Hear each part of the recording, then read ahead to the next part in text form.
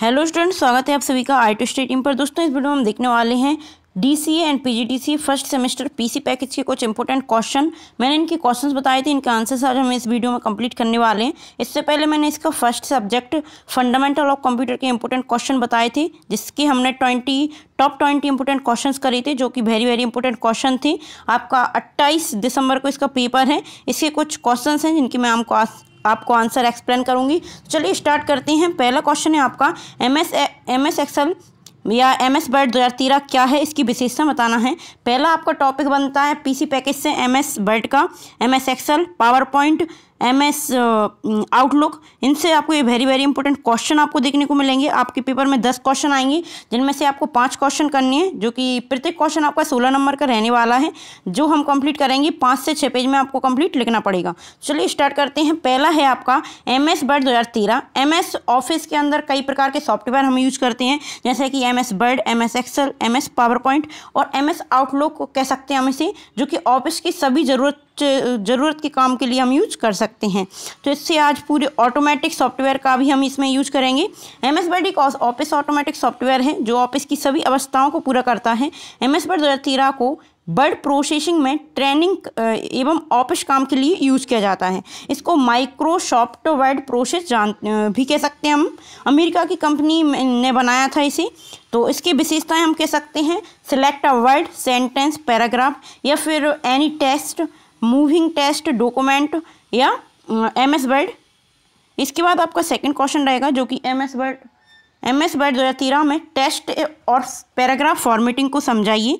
Text formatting क्या होता है? तो टेक्स्ट फॉर्मेटिंग, जैसे कि हम किसी डॉक्यूमेंट को आकर्षित बनाना चाहते हैं, उसको हम अच्छा दिखाना चाहते हैं, तो हम बोल्ड, इटैलिक या अंडरलाइन, टेक्स्ट कलर, इस प्रकार से हम उसमें कुछ फॉर्मेटिंग करते हैं, उसे हम टेक्स्ट फॉर्मेटिंग कहते हैं। इसे हम प्रैक्टिकल में भी कर देख सकते हैं, जैसा कि मैंने आपको बताया था पहली वाली वीडियो में कि पीसी पैकेज और एमएस एक्सेस में हम प्रैक्टिकल करते हैं, जो कि आप स्टेप बाय स्टेप आपको कंप्लीट लिखना पड़ेगा।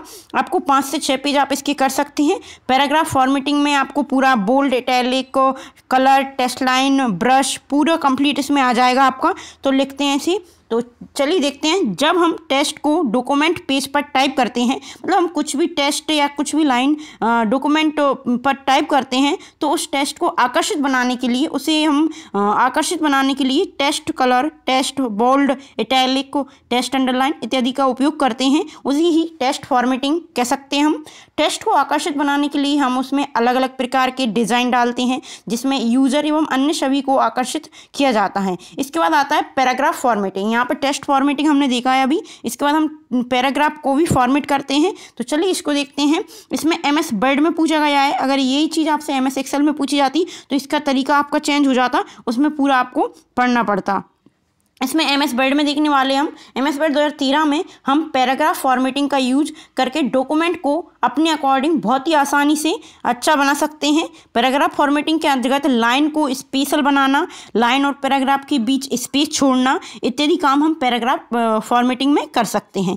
जैसा कि लेफ्ट अलाइन, इसमें लेफ्ट साइड से लिखना या लेफ्ट साइड से लाइन छोड़कर व्यवस्थित रूप से लिखना, इस प्रकार से हम पैराग्राफ फॉर्मेटिंग कर सकते हैं। जैसा कि हमें सेंटर में से लिखना है या हमें बॉर्डर को बोल्ड करना है, इस प्रकार से जो भी हम फॉर्मेटिंग कंप्यूटर में करते हैं या हमारे डॉक्यूमेंट या पैराग्राफ में हम करते हैं, तो उसे हम पैराग्राफ फॉर्मेटिंग कह सकते हैं। तो यहाँ पे मैंने आपको 3 क्वेश्चन बताए हैं, जो कि बहुत ही इंपॉर्टेंट क्वेश्चन है। आप इन्हें रटें ना, बिल्कुल आप इनको समझना है आपको। अगर आपके पास कंप्यूटर है या आप यूट्यूब पर भी देख सकते हैं, इनका प्रैक्टिकल आप एक बार जरूर देख लें, ताकि आपको याद रहे। ये रटने वाली चीज़ नहीं है बिल्कुल भी, आपको प्रैक्टिकल करना पड़ेगा इसका, जो कि आपको स्टेप बाय स्टेप पेपर में लिखकर आना है। आपका 28 दिसंबर को पेपर है, बिल्कुल भी टाइम नहीं है आपके पास, तो आप इन्हें अच्छे से पढ़ लें। इसके बाद हम अगला क्वेश्चन देखेंगे, जो कि एमएस वर्ड 2013 में बुलेट्स और नंबरिंग का उपयोग हम किस प्रकार से करते हैं। बुलेट्स एंड नंबरिंग आपने देखा होगा, आप कुछ भी पैराग्राफ लिखते हैं, हम कुछ भी नोट्स बनाते हैं, तो उसमें हम बुलेट्स एंड नंबरिंग का उपयोग करते हैं। जैसे कि हम डॉट लिखते हैं, डॉट बना के कुछ पॉइंट लिखते हैं,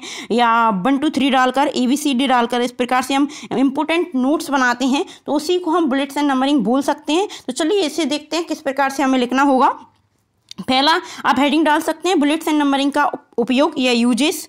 इसका पहला है बुलेट्स एंड नंबरिंग का प्रयोग लिस्ट बनाने के लिए किया जाता है। जैसे कि हम कुछ भी लिस्ट बना रहे हैं उसमें नंबरिंग डालने के लिए हम बुलेट्स एंड नंबरिंग का यूज करते हैं। किसी विषय वस्तु को क्रमबद्ध रूप से जमाने के लिए हम बुलेट्स एंड नंबर का यूज कर सकते हैं। बुलेट्स और नंबरिंग के द्वारा हम अपनी लिस्ट को अधिक से अधिक आकर्षित या अट्रैक्टिव बना सकते हैं। बुलेट्स का अर्थ किसी सिंबल या चिन्ह से है जिसके द्वारा हम अपनी लिस्ट में चिन्ह या सिंबल का यूज करते हैं। बुलेट्स को डालने के लिए हम निम्न स्टेप का यूज कर सकते हैं। जैसा कि हम अपने डॉक्यूमेंट में या नोट्स में हम बुलेट्स एंड नंबरिंग का यूज कर रहे हैं, तो वो किस प्रकार करेंगे और कैसे हम कर सकते हैं। तो चलिए स्टेप बाय स्टेप आपको लिखना पड़ेगा। तो पहला स्टेप हम करेंगे, सबसे पहले कर्सर को उस स्थान पर ले जाएं जहां हम बुलेट्स एंड नंबर का यूज करने वाले हैं। कर्सर आपने देखा होगा जो कंप्यूटर में एक लाइन होती है जो कि बार बार आती है जाती है, उसको हम कर्सर बोलते हैं।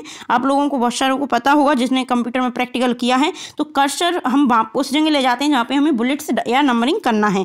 फिर उस लिस्ट को सिलेक्ट करें जहाँ हम बुलेट्स डालना चाहते हैं। इसके बाद हम फॉर्मेटिंग टूल बार में जा सकते हैं जहाँ पे हम बुलेट्स एंड नंबरिंग का बटन को सिलेक्ट करें, हमें कौन सा सिंबल डालना है या किस प्रकार का हम बुलेट्स लेना चाहते हैं। इसके बाद हो जाएगा, ऐसा करने पर हमारे सामने bullets and numbering dialog box आता है जिसमें हमें बहुत सारे ऑप्शन दिखाई देते हैं। उनमें से हमें किसी एक बुलेट्स वाली लिस्ट को ओपन करना है, उसमें उसे सिलेक्ट करना है कौन सा बुलेट्स हमें डालना है और ओके बटन पर क्लिक करना है। ये माउस के लेफ्ट बटन से आपको करना है। इसके बाद आपको राइट बटन प्रेस करना है 2 बार, तो यहाँ पे आपके बुलेट्स एंड नंबरिंग आपके डॉक्यूमेंट में एंटर हो जाएगा। इसके बाद आपका सेकंड आता है पॉइंट, हमारी लिस्ट में बुलेट्स अप्लाई हो जाएंगे। नंबरिंग का अर्थ 1 2 3 से हम ले सकते हैं या डॉट 1 2 3 से हम ले सकते हैं, ABCD से भी ले सकते हैं, ABCD। इस प्रकार से आपकी नंबरिंग होती है जो कि हमें लिस्ट में यूज करनी होती है। सबसे पहले हम नंबरिंग का उपयोग अब किस प्रकार करेंगे, यहाँ पे हमने बुलेट्स देखी थी किस प्रकार डाल सकते हैं आप। इसके बाद हम नंबरिंग देखेंगे। सबसे पहले आप उस लिस्ट को सिलेक्ट करें जिसमें आप नंबर डालना चाहते हैं, मतलब जिस हम लिस्ट में या जिस डॉक्यूमेंट में हम नंबरिंग करना चाहते हैं हम उसे सिलेक्ट करना पड़ेगा, जो कि माउस के आपके राइट बटन को आपको 2 बार क्लिक करेंगे तो वो आपका पेज ओपन हो जाएगा। इसके बाद हम फॉर्मेटिंग टूल बार से बुलेट्स एंड नंबरिंग बटन पर क्लिक करेंगे। फिर आप के सामने नंबर से संबंधित कई ऑप्शन दिखाई देंगे, मतलब नंबरिंग की भी कई डिज़ाइन होती हैं, कई उसकी स्टाइलिश होती हैं। तो उसमें से आपको जो भी आप यूज़ करना चाहते हैं उस पर क्लिक करना है आपको। फिर आप उनमें से किसी एक को सिलेक्ट करें और अपने डॉक्यूमेंट में एंटर करके ओके की बटन प्रेस करें। तो यहाँ पे हमारा number and bullets and number complete होता है। बहुत ही इंपॉर्टेंट क्वेश्चन है, आपको 2 से 3 क्वेश्चन इसमें से देखने को मिल जाएंगे जो कि आपको 5 से 6 पेज में करना पड़ेगा। 16 नंबर का आपका ये क्वेश्चन रहेगा तो आपको ज़्यादा से ज़्यादा लिखना पड़ेगा। 32 नंबर की आपकी कॉपी रहेगी जिनमें से आपको 28 से 30 पेज कंप्लीट करना ही होगा, क्योंकि 16 नंबर का क्वेश्चन रहता है। इसमें ऐसा नहीं हो सकता कि आप 1 से 2 पेज कर आएँ और आप उम्मीद करें कि आपको 16 नंबर मिल जाएंगे, तो ऐसा नहीं होता। आपको 6 से 7 पेज करना ही पड़ेगा इसका कंप्लीट। इसके बाद हमारा सेकेंड क्वेश्चन आता है जो कि है MS वर्ड 2013 में डॉक्यूमेंट में हेडर और फुटर। यहाँ पे हमने बुलेट्स एंड नंबरिंग देखी। ऐसे ही हेडर फुटर होता है जो कि हम किसी चीज़ पर नोटिस लिखते हैं या नोट लिखते हैं, किसी को लेटर लिख रहे हैं तो उसमें हम हेडर और फुटर का यूज करते हैं। जैसा कि आपने अपने रजिस्टर का पेज देखा होगा, ऊपर साइड में डेट और पेज के लिए जगह होती है, वो आपका हेडर हो जाएगा। इस फुटर आपका नीचे रहेगा जो कि हम पेज के नीचे जगह छोड़ते हैं। तो यहाँ पे हो जाएगा आपका पहला क्वेश्चन, जिसके कुछ आंसर्स इस प्रकार लिखना है। पहला हो जाएगा MS वर्ड 2013 में डॉक्यूमेंट में हेडर एंड फुटर जोड़ने के लिए हम निम्न स्टेप्स का यूज कर सकते हैं। पहला है, सबसे पहले MS वर्ड में डॉक्यूमेंट में ऊपर दिखाई दे रहे इंसर्ट टैब पर क्लिक करना है। आप अगर कंप्यूटर में जाएंगे, विंडो ओपन करेंगे तो वहाँ पे इंसर्ट टैब आपको दिखाई देगा। आपको माउस के राइट बटन से उसे 2 बार क्लिक करना है तो वो ओपन हो जाएगा। फिर इंसर्ट टैब के अंदर आपको हेडर और फुटर दोनों ही कमांड दिखाई देंगी। उनमें से किसी एक पर आपको क्लिक कर सकते हैं आप। उनमें से आपको एक ड्रॉप डाउन बटन पर क्लिक करना होगा जिससे आपको आपके अकॉर्डिंग हेडर और फुटर सिलेक्ट कर सकते हैं और वो आपके डॉक्यूमेंट में एंटर हो जाएगा। हेडर एंड फुटर्स में ज़रूरी सूचना लिख सकते हैं जैसे कि title, date, time, page number. आपने देखा ही हुआ नॉर्मल रजिस्टर में भी ऊपर हेडर और नीचे फुटर दिया जाता है जिसमें हम डेट लिखते हैं, साइन करते हैं। तो इस प्रकार से आपको हेडर फुटर इंसर्ट कर सकते हैं आप अपने डॉक्यूमेंट में। इसके बाद आ जाएगा आपका अगला क्वेश्चन जो कि है आपका MS पेंट क्या है। किन्हीं 5 टूल्स को आपको समझाना है। MS पेंट से भी आपको 1 से 2 क्वेश्चन पेपर में देखने को मिल जाएगा। MS पेंट एक सिंगल ड्राइंग एडिटर होता है, मतलब जिसमें हम सिंगल ड्राइंग करते हैं, जो विंडो के वर्जन के साथ उपलब्ध होता है। मतलब विंडो के जो वर्जन होते होते हैं उसके अकॉर्डिंग आपको मिल जाएगा। MS पेंट यूजर को ड्राइंग करने की सुविधा प्रदान करता है। इसके साथ ही कुछ सिंपल फ़ोटो एडिटिंग होते हैं जिसमें सॉफ्टवेयर का यूज कर सकते हैं हम। ऐसी सारी टूल्स MS पेंट को ओपन करने में अलग अलग मेथड होती हैं। MS पेंट के 5 टूल्स होते हैं: pencil, fill the colour, text, eraser, colour picker और मैग्नीफायर। इसके बाद आपका सेकंड क्वेश्चन आएगा जो कि फाइल और फोल्डर से है। फाइल फोल्डर से आपको 1 से 2 क्वेश्चन देखने को मिल जाएंगे। फाइल और फोल्डर हम किस प्रकार मतलब क्रिएट कर सकते हैं, डिलीट कर सकते हैं, इस प्रकार से आपको क्वेश्चन मिलेगा देखने को। तो चलिए इसको देख लेते हैं। फाइल और फोल्डर में क्या अंतर है। पहला क्वेश्चन आपसे यहाँ से पूछा गया है, किसी फाइल का एक विशेष आकार होता है जबकि फोल्डर मेमोरी में कोई आकार नहीं होता। मतलब हम फाइल अगर क्रिएट करते हैं तो उसका एक विशेष आकार होगा, फोल्डर में हम मेमोरी का आकार नहीं होता। फाइल और फोल्डर पूरी तरह से अलग अलग होते हैं। फाइल में डेटा होता है जबकि फोल्डर एक इकाई होती है। फाइल एक डेटा होता है जिसमें हम डेटा स्टोर करते हैं और फोल्डर एक इकाई होती है जो किसी ड्राइव का या लॉजिकल विभाजन बनाया जाता है इसमें। इसके बाद एक्सेसरी टूल्स आते हैं जो कि हैं Notepad, WordPad, calculation, Paint, Windows Explorer. इनसे भी क्वेश्चन पूछे जाते हैं कि निम्न पर टिप्पणी दीजिए। नोटपैड आप समझ सकते हैं, वर्डपैड भी आपसे पूछा जाता है तो आप इन्हें अच्छे से पढ़ लें।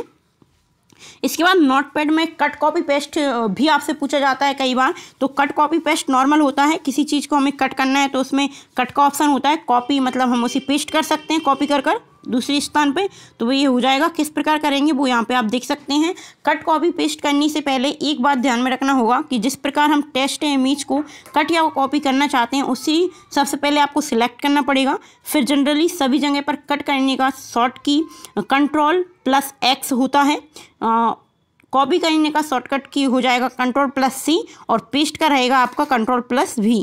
तो आपको इन कोड वर्ड आपको याद रखना पड़ेगा इन की का। इसके बाद आपका अगला क्वेश्चन आता है जो कि है वर्ड प्रोसेस क्या है, या इसको ओपन करने की प्रोसेस हमसे पूछी जा सकती है इसमें। तो वर्ड प्रोसेस क्या होता है और इसका क्या काम होता है वो भी हम यहाँ पे देख सकते हैं। वर्ड प्रोसेस में डॉक्यूमेंट को बनाने या उसको प्रिंट करने के लिए यूज़ किया जाता है इसका।